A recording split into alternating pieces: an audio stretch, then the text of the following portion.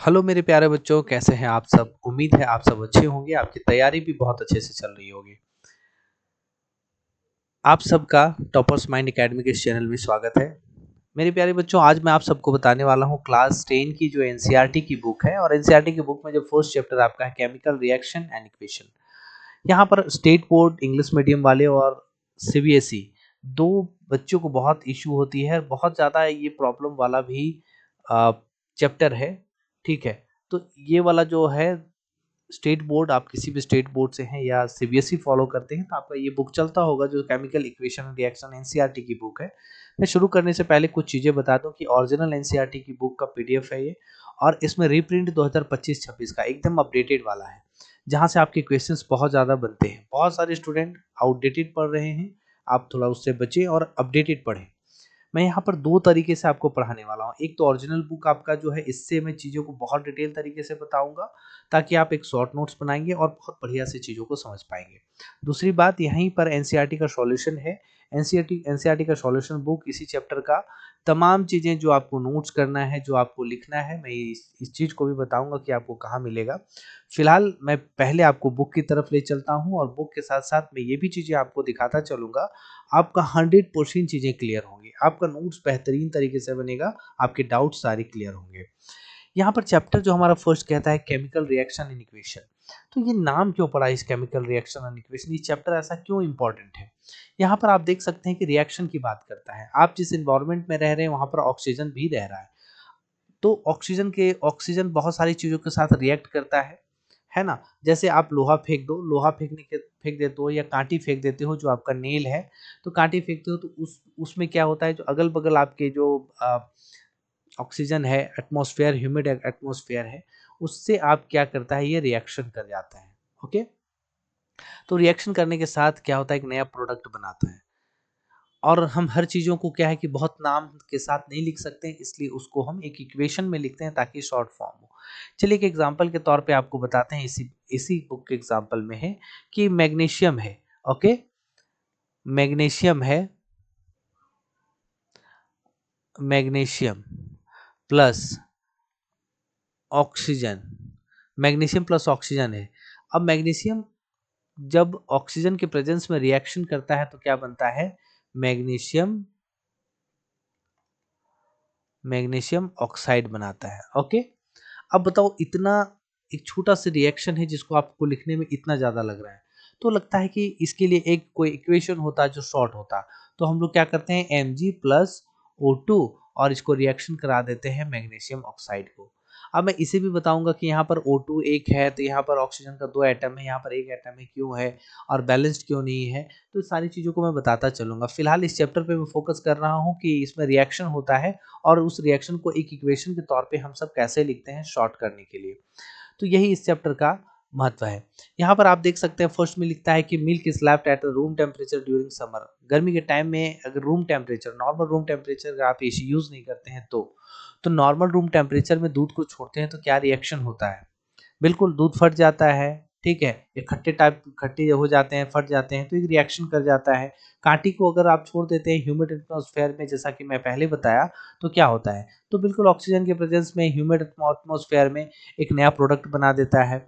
ठीक है, तो सारी चीज़ें यहाँ पर आपको दी हुई हैं एग्जाम्पल में कि कैसे रिएक्शन से चीज़ें हो रही है ना। यहाँ पर सबसे इंपॉर्टेंट वाली बात मैं आपको बता दूं, तो यहाँ पर एक आपके सामने पिक्चर आ रही है, ये एक्टिविटी है, और मुझे लगता है कि इस एक्टिविटी को आपको जानना चाहिए। बहुत सारे स्कूल में इस एक्टिविटी को बेहतरीन तरीके या फिर नहीं बताया जाता है, तो यहाँ पर आप जानो। सबसे पहले क्या है कि आप देख रहे हो कि एक लकड़ी का यहाँ पर टुकड़ा रखा हुआ है, उसके ऊपर ये आप देख रहे हो, ये बर्नर है, मतलब इससे यहाँ पर ऑन करने से, जलाने से यहाँ पर आग निकलता है। और इसी में एक कांच का ग्लास बाउल रखा हुआ है, और ग्लास बाउल में आप देख सकते हो कि यहाँ से कुछ चीजें गिर रही हैं। इंपॉर्टेंट है, कुछ चीजें गिर रही हैं, क्या है ये। और ये भाई साहब, ये जो है वो हाथ में एक टोंग से, एक चिमटा से कुछ चीज को पकड़े हुए हैं, तो ये चीज क्या है, ये मैग्नीशियम रिबन है। अब यहाँ पर तो डायरेक्ट दिखा दिया गया कि मैग्नीशियम रिबन को एक बर्नर के हेल्प से, बर्नर को ऑन करके जलाते हैं तो कुछ गिर रहा है पाउडर टाइप से, और यहाँ मैग्नीशियम ऑक्साइड आप देख रहे हैं कि हो रहा है। लेकिन होता कैसे है, यहाँ पर सबसे पहले इस मैग्नीशियम के रिबन को हम लोग क्या करते हैं, रब्ड करते हैं, मतलब रगड़ लेते हैं। अच्छा, रब्ड भी कैसे करते हैं, किसके हेल्प से, तो सैंड पेपर। अब ये सैंड पेपर क्या होता है, तो आप सबको पता है, बहुत लोगों को पता होगा, आपके घर में जब यूज़ होता है, आपके घर की खिड़की या फिर जंग लगी चीज़ों को जब उसको साफ करने के लिए, रगड़ने के लिए एक सीरीज पत्ता जो हम लोग बोलते हैं यूज़ होता है, उसको सैंड पेपर कहते हैं। उसी से हम लोग इसको अच्छे से रगड़ लेते हैं ताकि अच्छे से ये ऑक्सीजन के साथ रिएक्शन कर जाए। तो इसको रगड़ने के बाद एक पहले टोंग से पकड़ते हैं और इसके अगल बगल ऑक्सीजन है, तो ऑक्सीजन के प्रेजेंस में जल रहा है, तो ये रिबन पाउडर टाइप का बनकर इस वॉच ग्लास में आ रहा है, जो मैग्नीशियम ऑक्साइड है। तो इस मैग्नीशियम रिबन को हम कहाँ पर कैसे रिएक्शन हुआ, जला रहे हैं, तो ऑक्सीजन के प्रेजेंस में ये रिएक्शन कर गया और यहाँ पर मैग्नीशियम ऑक्साइड बन गया। ओके, यहाँ पर और भी कुछ चीज़ें हैं, जैसे एक और पिक्चर आपको दिख रही होगी ये वाला। यहाँ पर मैं इस केमिकल इक्वेशन में जाने से पहले थोड़ा सा ये सब चीज़ों पर आपको फोकस करता हूँ, क्योंकि यहाँ से क्वेश्चन पूछे जा सकते हैं और अगर पूछे जाएंगे तो आप बेहतरीन तरीके से यहाँ पर बना कर आएंगे। यहाँ पर आपको मैं बता दूं कि ये कॉनिकल फ्लास्क है। अब बोलोगे सर कॉनिकल फ्लास्क को हम लोग ऐसे क्यों नहीं लेते हैं, ऐसे क्यों नहीं लेते हैं, ये पूरा ऐसे टेढ़ा टाइप का क्यों होता है? बिल्कुल इसलिए क्योंकि यहाँ पर एक जो हम लोग कंप्रेस यहाँ पर गैस बन रहा है, इस गैस को हम लोग एक प्रेशर से निकालने के लिए क्या कर रहे हैं, गैस को प्रेशर से निकालने के लिए इस तरह के शेप का यूज़ करते हैं। तो एक कॉनिकल ग्लास है जिसमें कॉर्क लगा है, इसमें ग्लास ट्यूब लगा हुआ है। ग्लास ट्यूब मतलब गैस इधर से इधर पास हो सकती है। इसमें एक सल्फ्यूरिक एसिड है, अम्ल है, सल्फ्यूरिक अम्ल है, और इसमें छोटे छोटे जिंक के टुकड़े डाले जाते हैं। जिंक ग्रैन्युल्स है, तो जिंक के छोटे छोटे टुकड़े डाले जाते हैं। जब जिंक के टुकड़े इस सल्फ्यूरिक एसिड में डाले जाते हैं तो यहाँ पर हाइड्रोजन गैस फॉर्म होता है। हाइड्रोजन गैस फॉर्म होता है तो क्या हुआ, इसको यहाँ पर हाइड्रोजन गैस को निकलने के लिए एक जगह चाहिए जो ग्लास के ट्यूब से बाहर निकल जाता है। तो इम्पोर्टेंट क्या है कि यहाँ पर क्या हो रहा है कि सल्फ्यूरिक एसिड को जब हम रिएक्शन करा रहे हैं जिंक के साथ, तो क्या हो रहा है, हाइड्रोजन गैस निकल रहा है। ठीक है, क्या हो रहा है, हाइड्रोजन गैस निकल रहा है। या फिर हम कह सकते हैं कि जब जिंक को क्या हो रहा है, तो यहाँ पर हाइड्रोजन गैस निकल रहा है। ओके, इस रिएक्शन में कुछ इंपॉर्टेंट चीजें भी हैं, मैं आपको बताता चलूंगा। फर्स्ट यहाँ पर पहले देखिए कि change in state. Change in state क्या बोलता है, जब रिएक्शन होता है तो बिल्कुल चेंज इन स्टेट होता है। आपने क्लास 9th में पढ़ा होगा कि सॉलिड क्या होता है, सॉलिड लिक्विड में बदलता है, ओके, और ये गैस में बदलता है ना। सॉलिड लिक्विड और लिक्विड गैस में बदल रहा है, या फिर सॉलिड भी डायरेक्ट गैस में बदलेगा। आप क्लास 9th में पढ़ चुके हैं इस चीज को। जैसे एक आइस है तो वो वाटर बना, और वाटर को गर्म करेंगे तो वेपर बनेगा। अब मैं यहाँ पर आपको एक कमेंट में करके बताना आप कि हमारा कोई ऐसा गैस है, गैस जो सॉलिड में बदलेगा। ठीक है, इसका एक एग्जांपल आप हमें देख दो और बताओ कमेंट में करके। अगला है हमारा है चेंज इन कलर। जब आप कोई चीज़ का रिएक्शन कराते हैं तो उसका कलर में चेंजिंग आता है, ये बिल्कुल आता है। आप अलग अलग कलर से वो डिपेंड करता है कि क्या रिएक्टेंट्स है, ठीक है, तो उसके क्या प्रोडक्ट्स आ रहे हैं। इवोल्यूशन ऑफ अ गैस, बिल्कुल आपने यहाँ पर देखा कि एक गैस का इवोल्यूशन हो रहा है। जब हम सल्फ्यूरिक एसिड में जिंक ग्रैन्युल्स को डालते हैं तो एक हाइड्रोजन का मतलब हाइड्रोजन गैस का फॉर्मेशन होता है, तो इवोल्यूशन गैस का होता ही है। Change in temperature, change in temperature मतलब क्या हुआ कि टेम्परेचर बढ़ सकता है या घट सकता है। तो ये जब रिएक्शन कराते हैं तो वो डिपेंड करता है रिएक्टेंट्स पे कि उसका टेम्परेचर घट रहा है या बढ़ रहा है। ओके, तो टेम्परेचर बिल्कुल चेंज हो सकता है उसका। तो ये सब इसके इसके क्या है, केमिकल रिएक्शन के ये सब एक्टिविटीज हैं जो ये सब होता है केमिकल रिएक्शन में। आइए अब हम लोग देखते हैं केमिकल इक्वेशंस। चैप्टर के जो मुख्य सार हैं यहाँ से हम लोग शुरू करते हैं, लेकिन इससे पहले भी चीज़ों पर अगर आपने गौर किया होगा तो इसके बाद चीज़ें आसान हो जाएगी। यहाँ पर आप केमिकल इक्वेशन देख रहे हैं। केमिकल इक्वेशन क्या है सबसे पहले मैं आप सबको बता दूं कि ये मैग्नीशियम और ये ऑक्सीजन है, और ये मैग्नीशियम ऑक्साइड है जो मैंने पहले ही बताया। केमिकल मैग्नीशियम को जब ऑक्सीजन के प्रेजेंस में जलाया जाता है तो क्या होता है, मैग्नीशियम ऑक्साइड बनता है। अब ये रिएक्टेंट्स है, ये प्रोडक्ट है। तो reactants A plus B equal to C. हम कोई दो रिएक्टेंट्स मतलब कोई दो चीज को हम जब रिएक्शन कराते हैं तो हमारा एक चीज बनता है। याद रखिएगा एरो के लेफ्ट में जो होता है उसको हम रिएक्टेंट्स ही कहते हैं, ठीक है। और जो हमारा इधर रहता है सी मतलब हमारा जो लेफ्ट राइट साइड में होता है उसे हम क्या कहते हैं, उसे हम प्रोडक्ट कहते हैं। ओके, और ये प्रोडक्ट ज़्यादा भी हो सकता है प्लस डी, तो इतना बस याद रखना है कि एरो के जो लेफ्ट में होगा वो रिएक्टेंट होगा और जो राइट में होगा वो क्या होगा, प्रोडक्ट होगा।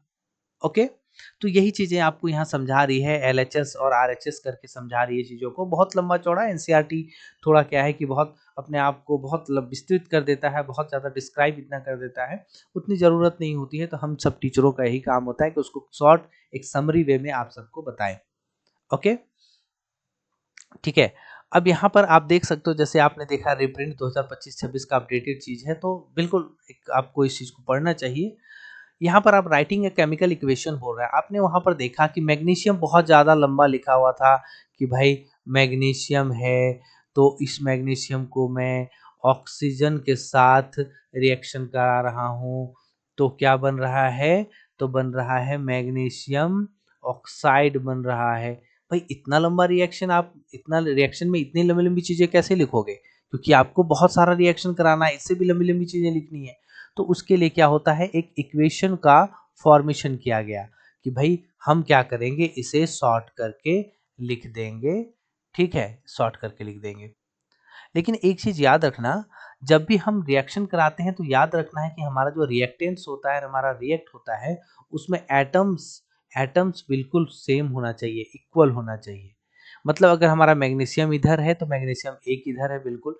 ऑक्सीजन हमारा इधर दो है तो इधर ऑक्सीजन हमारा एक ही है। तो ये क्या है कि बैलेंस्ड नहीं है। तो कुछ कुछ चीज़ें ऐसी इक्वेशंस होती हैं, रिएक्शन होती हैं जो बैलेंस्ड नहीं होता है, लेकिन फिर भी वो सही है। ठीक है। अब यहाँ पर क्या हो रहा है, इस तरह के इक्वेशन को हम लोग क्या कहेंगे, स्केलेटल इक्वेशन कहेंगे। ओके, क्या कहेंगे, skeletal equation for the burning of a magnesium in air. इस तरह के इक्वेशन को हम लोग स्केलेटल इक्वेशन कहेंगे। क्यों, क्योंकि इसका जो मैग्नीशियम है वो जल रहा है एयर के प्रेजेंस में। ठीक है, तो यहाँ पर इस तरह के इक्वेशन हम लोग के क्या कहलाते हैं, स्केलेटल इक्वेशन कहलाते हैं। ओके, अब हमारा क्या है मेरे प्यारे बच्चों, बैलेंस्ड इक्वेशन। आप सब देख रहे होंगे क्लास 9th में भी इस चीज को आपने पढ़ा है कि बैलेंस इक्वेशन क्या है। अगर नहीं पढ़ा है ध्यान से, तो मैं यहाँ पर बेहतरीन तरीके से आपको अच्छे से बताने वाला हूँ। यहाँ पर देखिए क्या कह रहा है कि एक इक्वेशन है जिंक, एक इक्वेशन है सल्फ्यूरिक एसिड, और यहाँ पर सल्फ्यूरिक जिंक, देखिए क्या है, ये रिएक्शन, ये रिएक्टेंट्स हैं दोनों, और रिएक्शन करके जिंक सल्फेट और हाइड्रोजन बन रहा है। इस तरह के रिएक्शन है। आपको बस याद क्या करना है कि इसमें याद आपको करना है जो फॉर्मूला होता है, मतलब जिंक को क्या कहा जाता है, सल्फ्यूरिक एसिड को क्या कहा जाता है, मैग्नीशियम को क्या कहा जाता है, ये सब चीजें बस आपको याद करनी है। बाकी बैलेंस मैं आपको करने को बता रहा हूँ कि कैसे किया जाता है। यहाँ पर आप देख रहे हो जिंक, जिंक का तो Zn लिखा, मैं आपको खुद से लिख के दिखाता हूँ, Zn लिखा। सल्फ्यूरिक एसिड का फॉर्मूला ही होता है H2SO4, फॉर्मूला ही होता है। ओके, अब यहाँ पर क्या हो रहा है, यहाँ पर हो रहा है ZnSO4 प्लस क्या हो रहा है, H2 हो रहा है। आप सब देख रहे हैं कि ये रिएक्शन करके हमारा क्या बना, रिएक्टेंट्स रिएक्शन करके प्रोडक्ट में आया। क्या यहाँ बैलेंस्ड है, तो Zn हमारा Zn हमारा क्या है, Zn का कितना एटम्स है, लेफ्ट में एक एटम्स है। ठीक है, तो क्या राइट में कितना है, तो राइट में भी हमारा एक एटम है। H2 हाइड्रोजन का कितना एटम है, इधर दो एटम है, तो हमारा राइट में भी दो एटम है हाइड्रोजन का, आप देख पा रहे हो हाइड्रोजन का दो एटम है। सल्फर, जो आपका सल्फर का कितना एटम है, एक एटम है, तो इधर भी सल्फर का एक एटम है। ऑक्सीजन का चार एटम है, तो आप भी देख पा रहे होगे कि ऑक्सीजन का चार एटम है। समझ में आया, मतलब इस रिएक्शन में आपको क्या देखना है कि Zn है प्लस H2SO4 एरो, जो हमारा प्रोडक्ट बनेगा ZnSO4 प्लस H2। मतलब आपको देखना है कि इस लेफ्ट साइड में हमारा कितना है, जैसे जिंक हमारा एक एटम है, यहाँ पर ना इधर यहाँ कुछ नहीं है ना इसके पहले लगा हुआ है, तो हमारा ये भी सिंगल एक ही होगा। ओके, क्या है, ये भी हमारा सिंगल एक ही होगा, है ना, ये भी सिंगल एक ही है। हाइड्रोजन हमें देखना है कि हाइड्रोजन का हमारा दो एटम है, तो हाइड्रोजन का भी हमारा दो एटम देखने को मिल रहा है। ओके, हाइड्रोजन का हमारा क्या है, दो एटम देखने को मिल रहा है। यहाँ पर आप देख रहे हैं सल्फर का एक एटम है, तो इस साइड भी आपका मतलब प्रोडक्ट में आरएचएस में क्या है कि सल्फर का भी एक एटम ही देखने को मिल रहा है। यहाँ पर आप देख रहे होंगे ऑक्सीजन का 4 एटम देखने को मिल रहा है, तो यहाँ भी आप देख रहे हैं ऑक्सीजन का 4 एटम देखने को मिल रहा है। ठीक है, मतलब क्या है कि हमारा जो लेफ्ट साइड है, लेफ्ट साइड LHS साइड है और RHS साइड में चीजें बराबर है। बस रिएक्शन करके जो हमारा जिंक है, तो जिंक किसके साथ रिएक्शन कर गया, याद रखिएगा। इस तरह की चीजें जब रिएक्शन आपको करने को मिले तो एक फॉर्मूला उठा के सीधा आप कर दीजिएगा। क्या कीजिएगा, क्या करना है बच्चों, तो ये जो Zn है ना, Zn को उठा के इसके साथ कर दीजिएगा। यहाँ पर जो भी प्रोडक्ट होगा इसके इसके दूसरे वाले प्रोडक्ट के दूसरा जो इसके साथ है वो हो जाएगा। ठीक है, और इधर हाइड्रोजन है वो अलग से निकल जाएगा। समझ में आ गया, समझे, समझ में आया आपको। तो अभी जो आपने वीकर में देखा कि इस तरह के वीकर में जो आपका यूज हो रहा था, यहाँ यहाँ जो आप देख रहे हैं इस वीकर में सल्फ्यूरिक एसिड एसिड जो हो रहा है, ठीक है, हाइड्रोक्लोरिक सल्फ्यूरिक एसिड जो हो रहा है, इसमें आप देख रहे हैं कि जिंक के ग्रैन्युल्स को डाला तो जिंक सल्फेट बना और हाइड्रोजन गैस फॉर्म हुआ। ओके, तो यहाँ तक चीजें आपको समझ में आ रही होंगी कि कैसे हमें इक्वेशन को बराबर करना है। चलिए एक इक्वेशन और मैं आपको बता देता हूँ। एक इक्वेशन बताने से पहले मैं इस नोट्स पे जाता हूँ कि ये चीजें जो लिखी हुई है वो क्या है। आप अगर इस नोट्स को लिखना चाहते हैं तो आप लिख सकते हैं कि केमिकल रिएक्शन क्या है। मेरे प्यारे बच्चों, आप सब बढ़िया तरीके से समझते होंगे कि केमिकल रिएक्शन क्या है। ओके, केमिकल रिएक्शन में आप देख सकते हैं कि whenever a chemical changes occurs we can say that a chemical reaction has taken place. This is the chemical reaction. Example, food gets digest in our body. जब खाना हमारे बॉडी में पचता है तो क्या होता है, केमिकल रिएक्शन होता है। रस्टिंग ऑफ आयरन, बिल्कुल रस्टिंग ऑफ आयरन मतलब जंग लगना। आप खुले में छोड़ते हैं तो एटमॉस्फेयर में O2 के साथ रिएक्शन करता है और वो क्या होता है, रस्टिंग मतलब उस पर जंग लगता है, तो वो भी एक क्या है, केमिकल रिएक्शन है। इक्वेशन की बात करते हैं तो केमिकल इक्वेशन को कैसे आप लिख सकते हैं। A chemical equation can be express symbolically, ठीक है, symbolically by using chemical equation. उस जो आप एक रिएक्शन है उसको आप एक सिंबल के हिसाब से लिख सकते हैं। ठीक है, एग्जांपल में magnesium is burn into air form magnesium oxide can be express, जो मैंने पहले ही बताया था कि मैग्नीशियम प्लस ये जो आप लिखते हैं ऑक्सीजन को, फिर ऑक्सीजन मैग्नीशियम ऑक्साइड होता है, तो उसको आप इस तरह से लिख सकते हैं। ओके, ये बेहतरीन नोट्स होगा आपके लिए, आपको बहुत अच्छा मार्क्स मिलेगा। We can observe or recognize a chemical reaction by observing change in state, color, by evolution of gas, by change in temperature, जो कि मैंने पहले ही बताया था कि आप चीज़ों को यहाँ पर देख रहे होंगे कि ऑब्जर्व रहता है। जैसे केमिकल ऑब्जर्व करता है, स्टेट में होता है, इवोल्यूशन में होता है, इवोल्यूशन गैस हाइड्रोजन गैस का इवोल्यूशन हुआ, उसका स्टेट चेंज होता है, उसके टेम्परेचर या तो टेम्परेचर बढ़ सकता है या तो टेम्परेचर घट सकता है। ओके, सो नेक्स्ट क्या है, physical state of a reactants and product are mention to the chemical reaction for informative just we get G for gas, L for liquid, S for solid and AQ for aqueous। Okay, अब balancing equation तब हम लोगों ने पढ़ा था यहाँ पर कि बैलेंसिंग इक्वेशन क्या होता है। we balanced the chemical equation so that number of atoms of each element involved in the reaction remains same at the reactants and product side। जो मैंने पहले ही बताया था कि आप जो रिएक्शन करते हो तो क्या होता है, रिएक्शन में C+D मतलब ये जो आपके रिएक्टेंट्स होते हैं, इस रिएक्टेंट्स में सभी एटम्स, इस प्रोडक्ट के सभी एटम्स जो हैं यहाँ पर प्रोडक्ट के सभी एटम्स का मतलब इक्वल होना चाहिए। अगर हमारा इधर जिंक एक है तो इधर भी जिंक एक ही होना चाहिए, और जब नहीं रहेगा तो उसे हम कैसे इक्वेशन को इक्वल करते हैं, आइए हम सब फिर से इस पे देखते हैं। ओके, तो नेक्स्ट जो आपके सामने है, आप देख रहे होंगे FeH2O Fe3O4H2। क्या आप देख पा रहे होंगे कि यहाँ पर Fe फेरस और यहाँ पर फेरस का 3 एटम हो गया। मतलब आप देख पा रहे हो कि LHS साइड में और RHS साइड में क्या है, LH साइड में क्या है, फेरस का कितना है, तो 1 है, और RHS साइड में आप देख पा रहे होंगे 3 है। हाइड्रोजन तो 2 है, हाइड्रोजन यहाँ 2 है, लेकिन ऑक्सीजन का इधर लेफ्ट साइड में 1 है और ऑक्सीजन का यहाँ 4 है।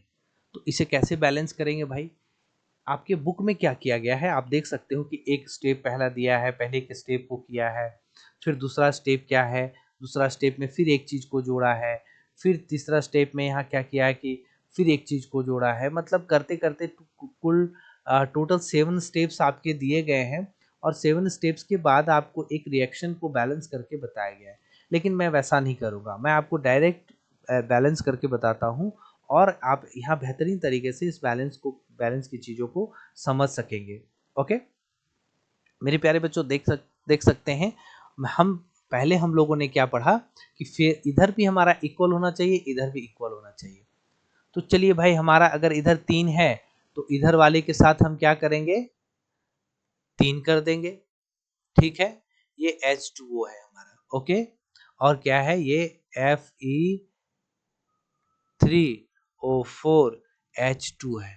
ओके ना, तो इधर हमारा फेरस तो 3 हो गया, तो इधर भी फेरस 3 हो गया। अब हमारा फेरस तो इक्वल है, लेकिन देखने वाली बात क्या है कि हाइड्रोजन हमारा 2 है, तो हाइड्रोजन भी हमारा 2 है, लेकिन ऑक्सीजन के साथ प्रॉब्लम है। ऑक्सीजन क्या है हमारा, इधर 1 है, इधर 4 है। तो क्या करेंगे, यहाँ तो हम डाल नहीं सकते हैं, अगर यहाँ डालेंगे तो कभी भी यहाँ डालने से क्या होगा कि हमारा इक्वेशन खराब होगा। तो जब भी हमें डालना होता है, मान लीजिए x है तो हमारा इधर डालना होता है और हम इधर डाला हुआ रहता है इक्वेशन में। याद रखिएगा, जब हमारा x है, x का कितना टोटल एटम हो गया, तो हम 2 और 2 इसको गुना करेंगे तो 4 हो जाएगा। ठीक है, मान लीजिए x का कितना है एटम, तो x का एटम 2 है और जैसे इसके पहले 2 लगाते हैं तो ये गुना हो जाता है। या फिर 2x हम लिख रहे हैं तो x का कितना एटम है, तो 2 है। मतलब इधर वाले को भी हम काउंट करेंगे, इधर वाले को भी काउंट करेंगे। ओके, जस्ट उसी से लगा हुआ जिसका जिसका रहेगा। तो यहाँ पर ऑक्सीजन का आप 4 देख रहे हैं और यहाँ ऑक्सीजन का 1 है, तो इसके पहले हम 4 कर देंगे, तो क्या हमारा 4 एटम यहाँ पर आया, तो ऑक्सीजन का 4 एटम यहाँ भी आ गया। लेकिन इसके साथ ही एक हमारा सॉल्यूशन बिगड़ जाता है। क्या बिगड़ जाता है इक्वेशन, कि भाई हमने ऑक्सीजन को इक्वल करने के लिए 4 तो यहाँ डाला, लेकिन हमारा हाइड्रोजन 4 दूनी 8 हो गया और हाइड्रोजन यहाँ पर कितना है, 4 ही है।